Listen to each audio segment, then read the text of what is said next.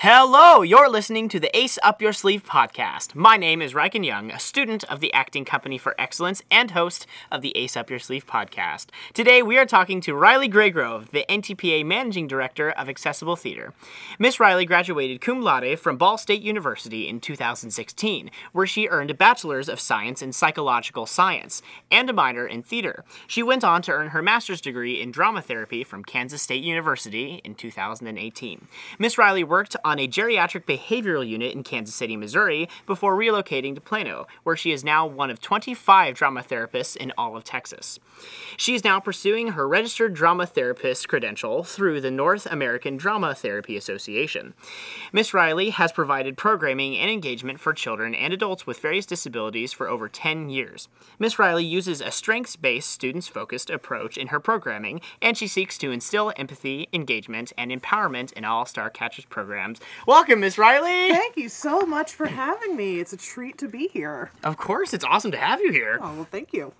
So, just to start off, what is a drama therapist? Oh, that is the question, isn't it? So, drama therapy, if you want to think about it, what the field is as a whole, we fall under the same category as a creative arts therapist. So if you picture that as a big umbrella, underneath is dance therapy, music therapy, play therapy, recreation therapists are my cousins, occupational therapists, I like to say they're my cousins, art therapists, we all fall under that category, right? So what a drama therapist does is a drama therapist is using very specific techniques and approaches that allow for things like storytelling, role play, and understanding of story as a whole in order to instill change in folks so they can be the change they wish to be in the world, wish to see in the world as well. So a drama therapist does a ton of different things. Sometimes they do community-based work like what I do here with the Starcatchers. Other folks are working in prison systems, working on psychiatric units in hospitals, at schools. Anywhere you could see a therapist, a mental health counselor, or a social worker, you could also find a drama therapist. So we really do marry psychology and mental health well-being with theater and the performing arts, is how I like to describe it. Fascinating. And so what drew you to becoming a drama therapist? So that's a twofold question. So I'm disabled myself. I live with ADHD and chronic back pain from an injury from when I was 16. So I've been disabled my entire life. So I come from a world where disability is really the forefront of everything that I do because it affects every aspect of my life, every single part of it. On top of that, I had really, really good friends growing up who all had terminal illnesses. So I knew from the moment we became friends that they were eventually going to die. And as their particular disease progressed and as we got older, they began to lose a lot of their ability. So they went from being able to walk to having to use wheelchairs, from being able to speak to losing that ability to speak, losing the ability to feed themselves, etc., etc. But the one thing that united us together all the time was they would love to come see the performances at my high school when their older sister was a good friend of mine as well. She did all of the musicals and plays. I did all the musicals and plays. They would come and see us perform at every single show, would memorize the music, would sing it, you know, would remember lines from the shows and recite them to me. And I knew when I was 17, and this is rare, not a lot of people get this.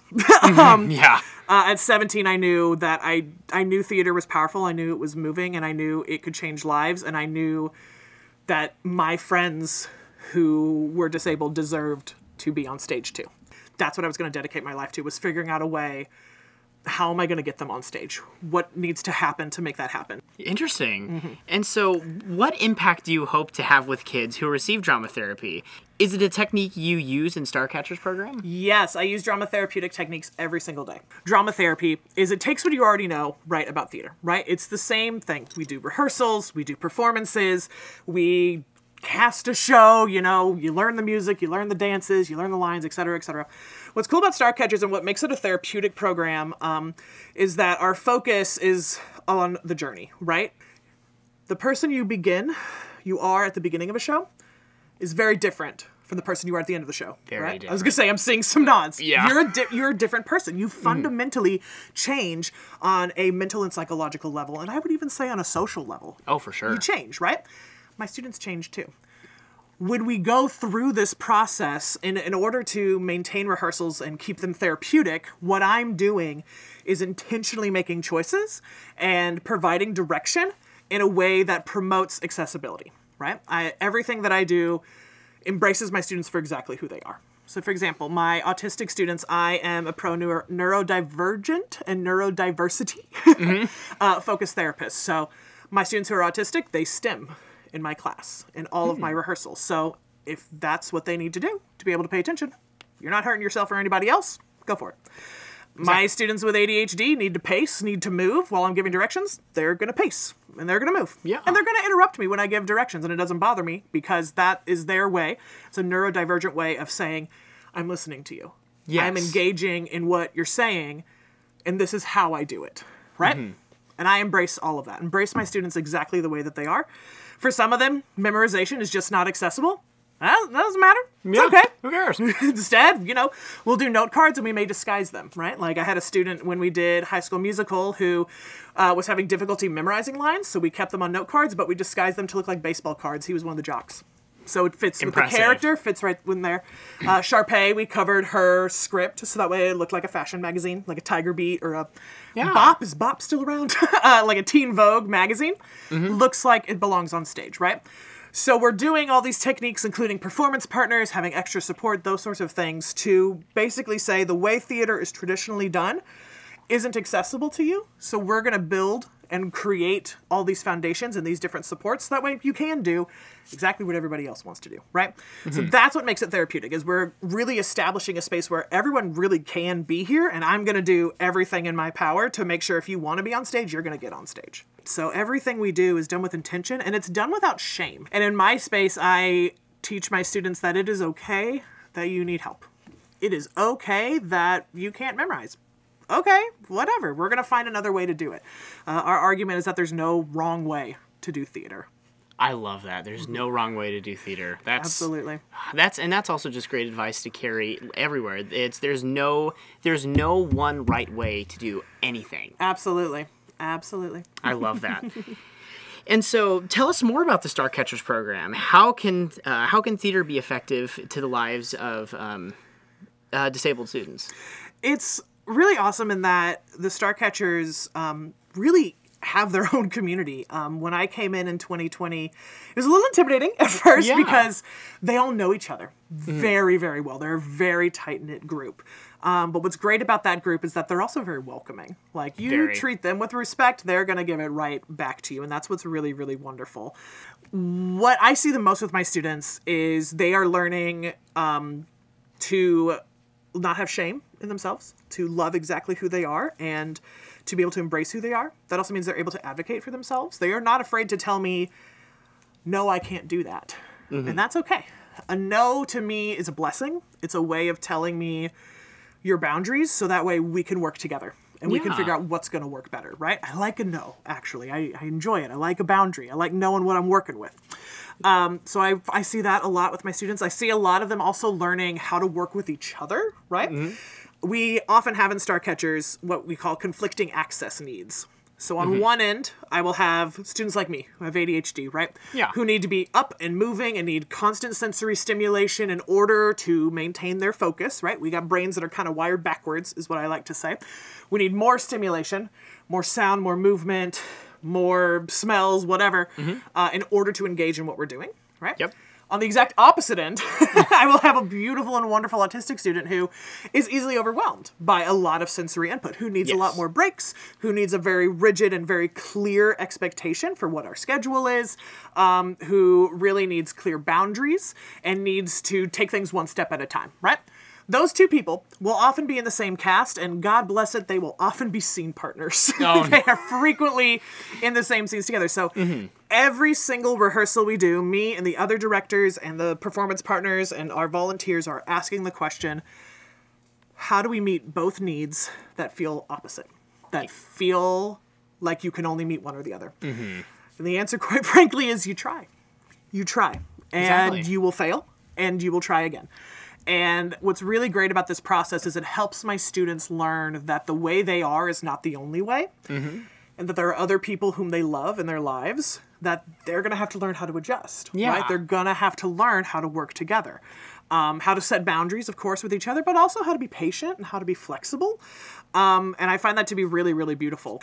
I think that all of those things could be achieved in a sports program, could be achieved in an after-school reading club. Absolutely. What makes it so cool is that with theater, they're doing it in the moment, and then those moments translate on stage as well.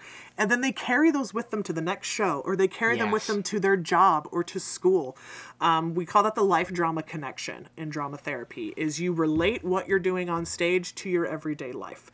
And I see it happen every single day. And that is my favorite part of the job. Absolutely. That's incredible. You guys, oh my gosh, so amazing. And so you seek to instill empathy, engagement, and empowerment in all Starcatchers programs. Why are those qualities so important to you? Okay, so not to give you an entire life story, but when I was in college, I worked as a summer camp teacher, or summer camp counselor, all 4 years of college. And the summer camp that I worked at was called Bradford Woods, and it was, ironically enough, worked in close association with Riley Children's Hospital. Oh! No, I'm not named after that hospital, but it was very interesting to work there and then also be working very closely with Riley Children's. And that summer camp was a summer camp specifically designed for kids with disabilities. So every week I had a different crop of kids. I had kids who had Down syndrome for an entire week. I had kids who were autistic for a whole week. I had kids who were deaf and hard of hearing for another week. Anything and everything, right? So the name of the game at Bradford Woods is accessibility and adaptability. Their question is always, what is preventing a kid from being able to go to summer camp? That's their question, right? And so everything they did started before the students even got there, right? It was all very proactive. So for the best example I can give you is we had campers who were prone to seizures. So a big trigger for a seizure, what could cause one, is your move from one temperature extreme to another. Okay. So if it is 100 degrees outside in Texas heat, Yeah. and you jump into a swimming pool that's kept at a nice cool 70, feels great for the typical person, but for a kid who has seizures, that could trigger a seizure. And the last place you want to have a seizure is at a swimming pool. Yeah, in the water. Very dangerous. So all of our pools were therapeutic pools, and they were kept at a cool 85. About almost like a bathtub temperature, right? Yeah. Does it give you the same big, refreshing feeling? Not initially, but after a while, sure. Of course. And that was a small thing we could do. Now my campers could come be in the pool and have fun pool time just like every other camp. Right? Absolutely. So it was things like that. It was that, and it was having a rock climbing wall that had adaptive equipment, so that way my campers, I'm going to switch back and forth between them. That way my campers who had traumatic brain injuries or had spinal cord injuries and didn't have use of their legs, were paralyzed from the waist down, they could still climb our tower because we had adaptive equipment where they just needed their arms. That's awesome. I had campers with cerebral palsy who have what are called spastic limbs, so they don't really have a lot of control over their limbs, but if they could slip their finger into a little loop and push it, they could climb the tower. It had an entire pulley mechanism. So Bradford Woods absolutely influenced me 100% in my teaching and my approach in what I do. And their big push, particularly for their staff, was the 3 E's. Empowerment, engagement, and empathy. Those were the 3 E's, right? So to give credit where credit is due, I absolutely stole that from Bradford Woods. They know. I'm very, very grateful to them and all they taught me. So I instill that in all my performance partners. Those 3 E's guide my training for performance partners. They also guide my students in what we do. So when it comes down to it, empowerment is about taking a group of people who are disenfranchised and marginalized in our society.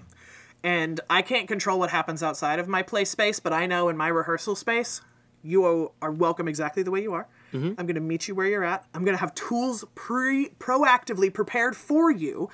So that way, if you need them, they're there, right? I have noise deafening headphones with me on all times, every single rehearsal. I have fidgets and comfort items on me all the time for a kiddo who gets overwhelmed or needs a way to channel different energy. I have performance partners trained and ready to show up and support folks. I myself am taking more ASL classes right now so I can better communicate with all of my students.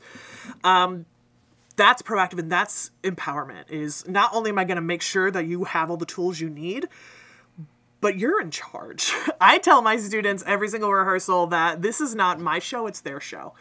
and it's their show, and my job is just to do the paperwork to make it happen. So they can tell me if I give a direction and they go, Miss Riley, I don't understand why. I'm happy to explain why.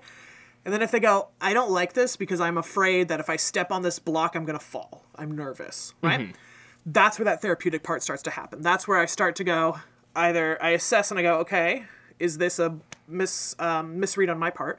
Did I overestimate someone's physical abilities and we actually need an accommodation? We need to do something different? Or is this a personal, I'm scared and we're going to work through fear together? We're not going to avoid it. We're going to work through it together. So that's what's empowering, is they're in charge. It is about them at the end of the day. I accepted this interview, but there was part of me that was like, man, I really should bring a Starcatcher to come do this interview. Like, because I want to center their voices.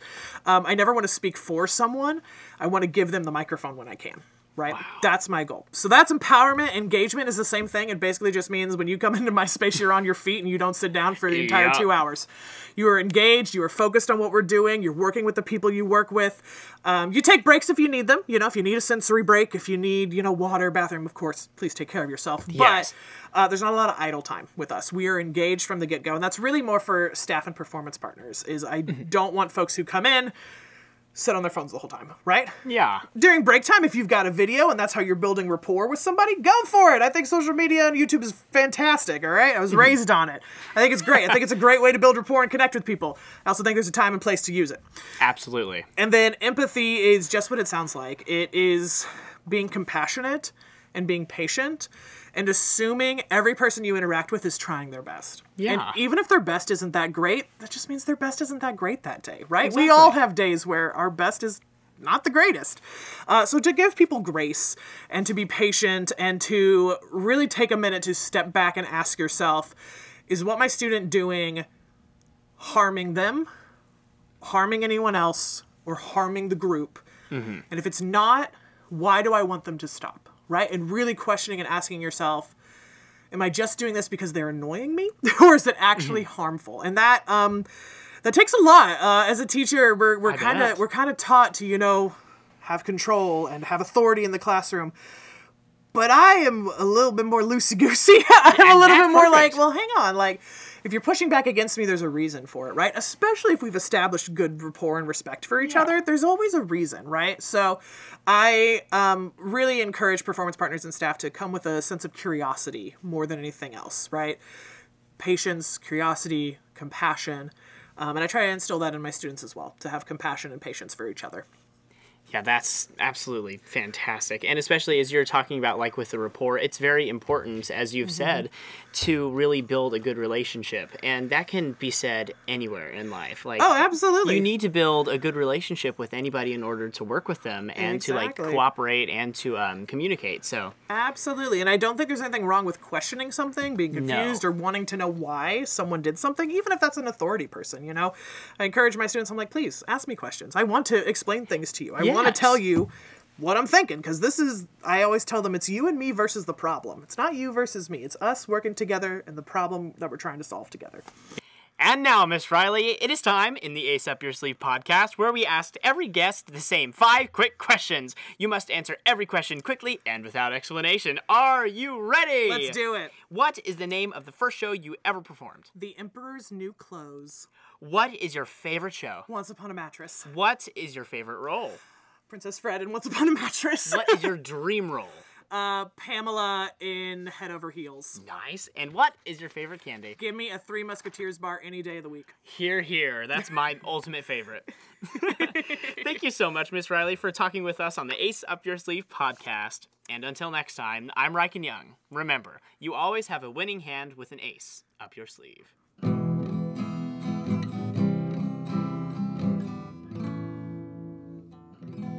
The Ace Up Your Sleeve podcast is brought to you by the students of the Acting Company for Excellence at North Texas Performing Arts. This podcast was created by Reichen Young, with sound design and editing by Latham Young. Faculty supervision is provided by Hannah Brewer. NTPA is a nonprofit organization dedicated to developing the character of youth through quality performing arts education and family entertainment. Learn more about upcoming programs and events at ntpa.org.